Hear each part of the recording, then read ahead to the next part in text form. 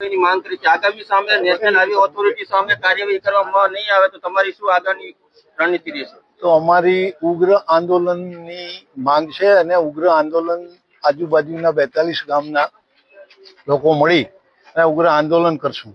ઉપવાસ ઉપર બેસવું પડે તો પણ બેસવાની અમારી બધાની તૈયારી છે અને અમારી માંગ છે ઓવરબ્રિજ બનાવી અને સાઈડમાં અમને રસ્તો આપે એ ગામને, સર્વિસ રોડ, એવી અમારી સરકારશ્રી પાસે માંગ છે. એમાં મારા મોટા બાપાના દીકરા લક્ષ્મણભાઈ રબારીએ પોતાનો જીવ ગુમાવ્યો છે. નાના નાના બાળકો 2 મૂકીને વયા ગયા. આજે આવી મોંઘવારીની પરિસ્થિતિમાં એ ઘર ચલાવવું ખૂબ જ વિકટ છે. એક બીજા ભાઈ પણ જે પાટણ રેફર કરેલા છે એમની ગંભીર સ્થિતિ છે. એટલે અમારી સરકાર સાથે એક સહાય મળે આર્થિક, તો એનો પરિવારનો નિભાવ થાય. બીજું કે જે આ રોડ વિભાગના અધિકારીઓ આ વસ્તુમાં સંકળાયેલા છે કે ખાડા બુરે અને વરી પાછા ખાડા પડી જાય, એમના સામે કડકમાં કડક કાર્યવાહી થાય એવી અમારી લાગણી અને માગણી છે.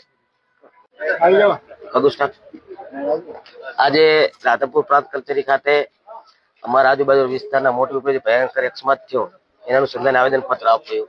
અકસ્માત વારંવાર થવાનું કારણ એક નેશનલ હાઈવે ઓથોરિટીના જે અધિકારીઓ હોય છે એમની બેદરકારી અને એમની હિસાબે થતી હોય છે. એ આજે આક્રોશ છે. વારંવાર અમારા વિસ્તારના વર્ષે 50 થી 100 લોકો જીવ ગુમાવતા હોય છે.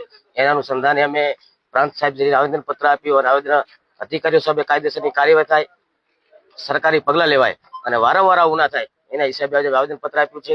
અને એમની ભૂલના હિસાબે 7 કિલોમીટરના જે રસ્તાઓ બંધ કરી અને વારંવાર અકસ્માત થતા હોય છે, ફરીથી આવું ના થાય અને અમારા વિસ્તારના કોઈ સ્વજન ન ગમે એના માટે અમે સૌ સાથે મળી આવેદન પત્ર આપ્યું છે. સરકારશ્રીને વિનંતી છે કે ત્યાં મોટી કુકડી ઓવરબ્રિજનું નિર્માણ થાય અને ભવિષ્યમાં આવા અકસ્માતો ના થાય એના વિશે સરકારશ્રીનું ધ્યાન દોરે. અસ્તુ.